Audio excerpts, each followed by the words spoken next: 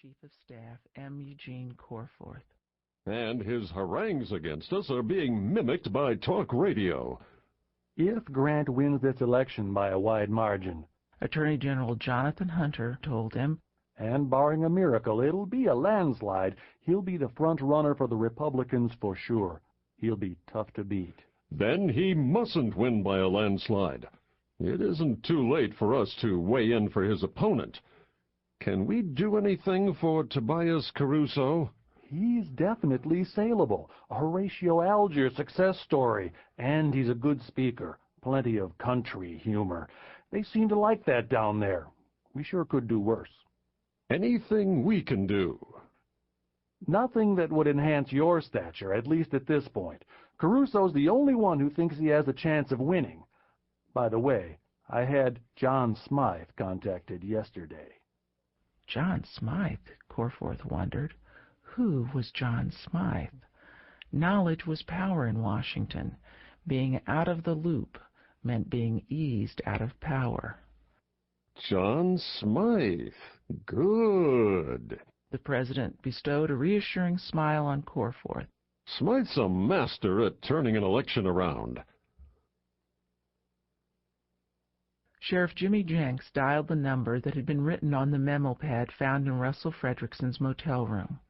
He leaned back in his oversized leather desk chair, contoured through years of service to envelop every curve of his massive body, and waited patiently to be put through to Peter Evans, editor of the Washington Herald, D.C.'s biggest paper and one of the most influential media outlets in the country. "I've been expecting your call," Evans said peremptorily. "You have?" Jenks asked, his words dripping with pronounced Southern drawl, not usually so evident in his speech. "You were expecting this old sheriff from clear down in Oconee County, Georgia, to be calling you?" "You are calling about the Russell Fredrickson murder, aren't you?" That I am. That I am. You mind if I tape this?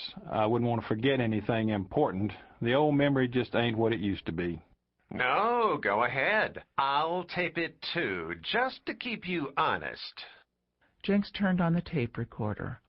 "I'm wondering how you knew about this here murder so quick-like, Mr. Evans." "Quick! The body was discovered over 2 hours ago. The paper was called almost immediately." "Mind telling me who called?" "Of course not," Evans said, taking a steadying breath. "A stringer called in the story." His voice trailed off in the face of the dead silence on the other end of the line. "Let me explain from the beginning." "I'd be right pleased if you would."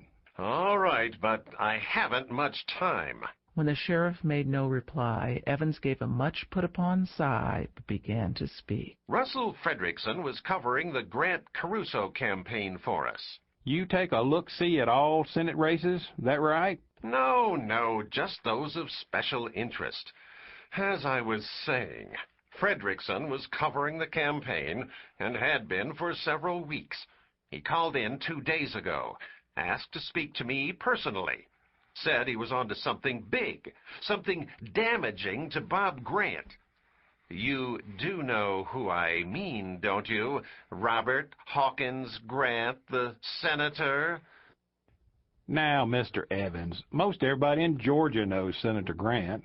Can't say I've ever met the man personal-like, but I know who you mean. Of course I do. He's a fine-looking colored man.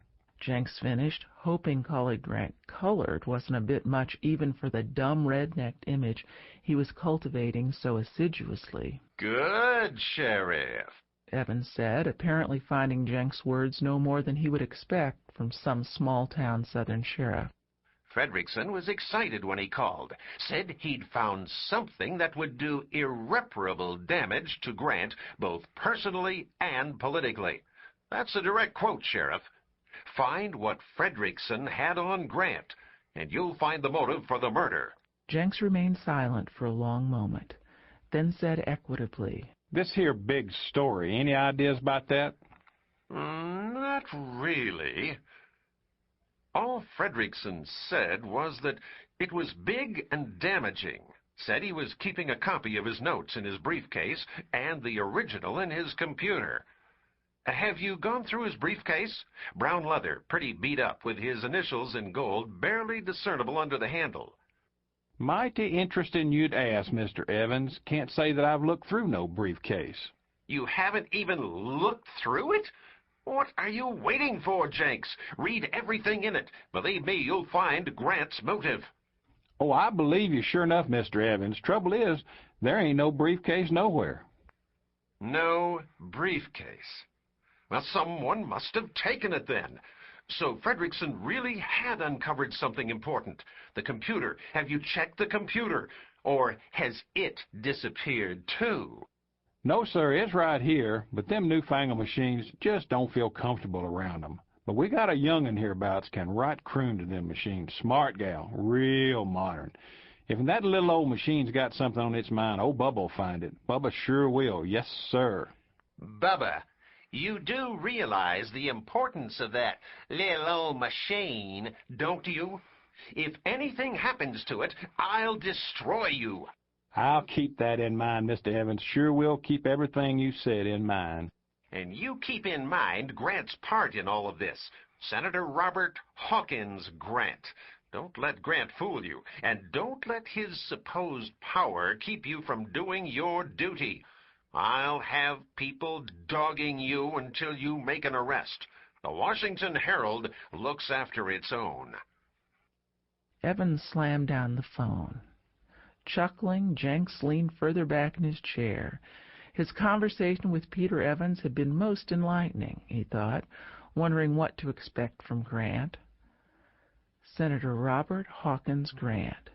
Jenks had heard little but good about the senator, at least what Jenks considered good. According to all reports, Grant was a common-sense man who liked the heavy hand of government as little as Jenks himself did. Grant was black, true, but no harm there. Couldn't help wondering what kind of friends he had, though. This was politics, after all, and politics, like everything else, had its share of evil. How much was Grant willing to do to keep his job? Murder? Jenks shook his head as if to clear it. Too early for that kind of speculation. Way too early. What was that all about, Sheriff? Hank Farrar, his deputy, asked, coming into the office and handing him a report. You sure sounded like a jerkwater hayseed. Did I? Glad to hear it. Been talking to a big-shot Washington newspaper editor, Peter Evans. Hope Mr. Evans decides to teach me a thing or two. I might just learn more than he bargained for. Pretty condescending was Mr. Evans. Farrar laughed and shook his head. And pretty damning about our Senator Grant, I mean. Insistent, too. Seems to think Grant's our murderer. Jenks gave Farrar the gist of his conversation with Evans. I'll need to speak to the good senator. See if you can track him down. Tell him to come on by at his convenience. Just make sure he understands that means as soon as possible.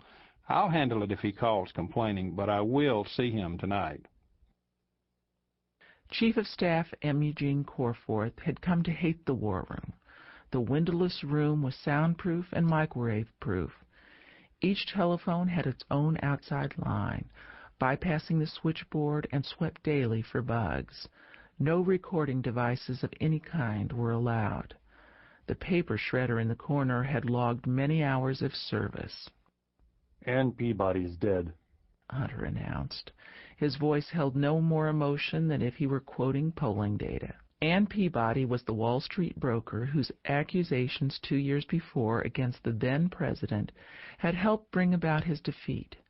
Peabody had discovered that he'd accepted a hefty sum of money from a Saudi sheik, unreported money, which the media and his challenger, the current president, had declared a bribe. Peabody had also been a staunch supporter of this president, who'd come to power with that defeat.